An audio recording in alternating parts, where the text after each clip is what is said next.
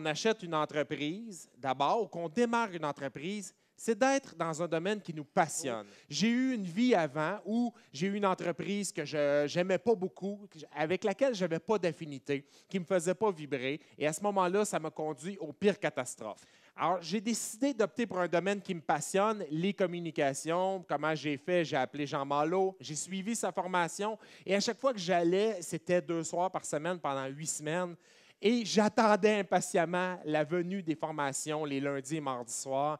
Je me sentais chez moi. Quelques années plus tard, je me suis posé la question, comment je suis capable de vraiment gagner ma vie, qui rentre assez d'argent dans le domaine des communications? Quelqu'un m'a appelé en disant, il y a une pancarte à vendre devant chez Jean Malo. En fait, c'était sur Portland, c'était pas l'entreprise qui était à vendre, c'était la maison. Je le savais. Quand j'ai compris vraiment que ce qu'il voulait, c'était continuer à travailler, on a fait une entente, je vous donne tel montant pour l'entreprise, qui était quand même minime, mais pendant 1 an, je m'engage à vous garantir 5 heures par semaine. Pas 30 heures, 5 heures, mais ça lui permettait tout le temps de venir au studio. Il y avait un bureau, il pouvait en disposer comme il voulait. Dans les faits, il venait pratiquement jamais, mais il venait donner de la formation. Et il venait me transférer son savoir. Tout ça n'aurait pas eu de sens s'il ne m'avait pas transféré son savoir. Alors, il a fait ça et quelle bénédiction ça a été de l'avoir dans cette équipe-là. Il y a une entreprise qui vous fait triper, ça vous fait vibrer, c'est dans vos cordes. Allez voir l'entrepreneur, dites-lui, que ce soit à vendre ou pas, ça n'a pas d'importance.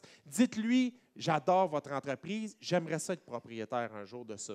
Vous ne croirez pas ça, à quel point la limousine va arriver, le tapis rouge, parce que c'est un genre de discours qu'on entend peu souvent. Il n'y a pas de relève pour les entreprises. Et maintenant, on peut penser acheter des entreprises venant d'une génération, mais de quelqu'un avec qui on n'a aucun lien de parenté. Et ça ne prend pas d'argent nécessairement, ou ça ne prend pas la totalité du montant.